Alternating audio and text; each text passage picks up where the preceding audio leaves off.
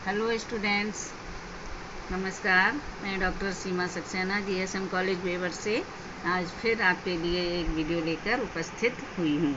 ठीक है, कल मैंने आपको बताया था कि प्रत्यक्षवाद क्या है और फिर उसके बाद मैंने प्रत्यक्षवाद की आधारभूत विशेषताएं मैं आपको बता रही थी, विशेषताएं और मान्यताएं। कामटे का मैंने पूरा जीवन परिचय, इनका मैंने सारा कुछ आपको बता दिया है। कल मैंने एक विशेषता आपको बताई थी, सामाजिक घटनाओं के लिए निश्चित नियम उत्तरदायी होते हैं।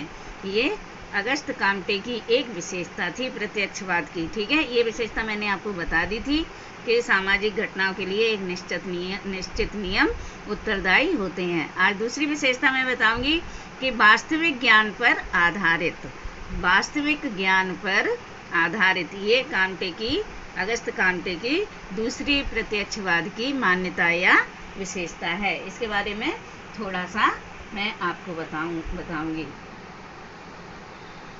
वास्तविक ज्ञान पर आधारित,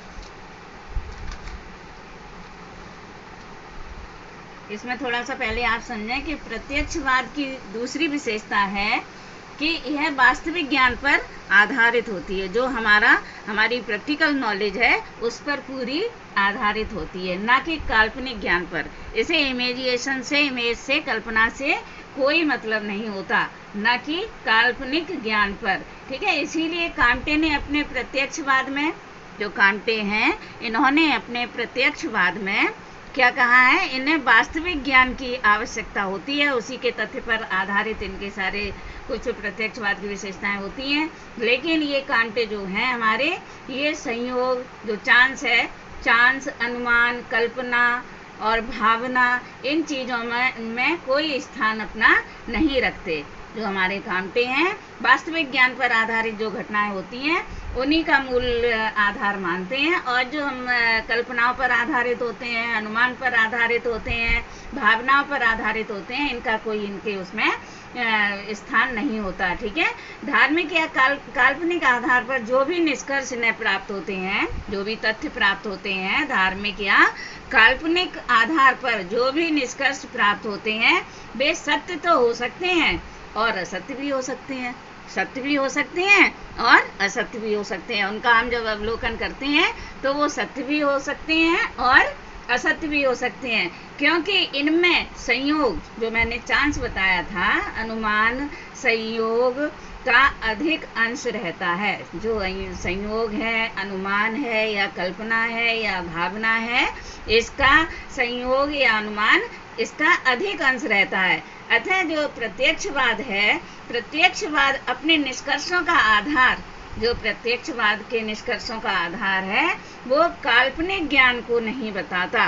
जो काल्पनिक ज्ञान है उसे नहीं बताता। जो प्रत्यक्षवाद है वो काल्पनिक ज्ञान को कोई महत्व नहीं देता, बल्कि उसके निष्कर्ष, जो वास्तविक ज्ञान के निष्कर्ष होते हैं, बल्कि उसके निष्कर्ष कैसे होते हैं, वास्तविक ज्ञान पर आधारित होते हैं।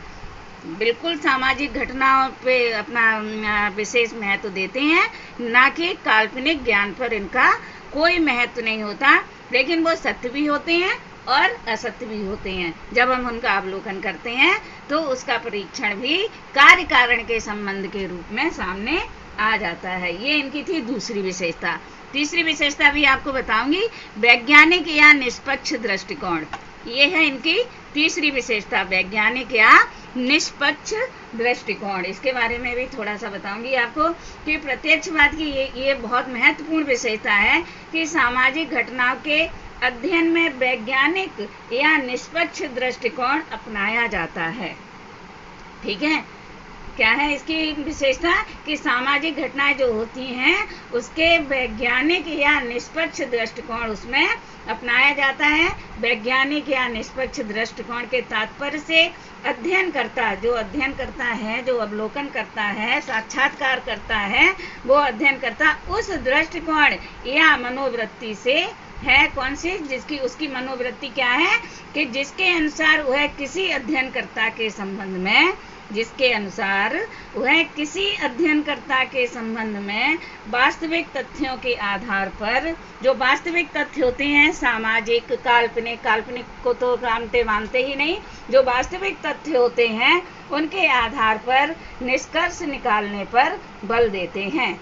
जो वास्तविक तथ्य होते हैं उनके निष्कर्षों पर इनका अधिक मूल आधार होता है। एक हमारे डॉक्टर हैं समाजशास्त्री ब्रिजेज के अनुसार इनकी एक परिभाषा है, वो आप सुने, उनके उदाहरण के अनुसार है। ये जो उन्होंने उदाहरण दिया है उससे यह स्पष्ट होता है कि उन्होंने क्या कहा है कि यदि हमें यह पता चलता है कि एक व्यक्ति, जैसा मैं आपको पहले भी थोड़ा सा इसके बारे में बता चुकी हूँ कि एक व्यक्ति जहर खाकर मर जाता है।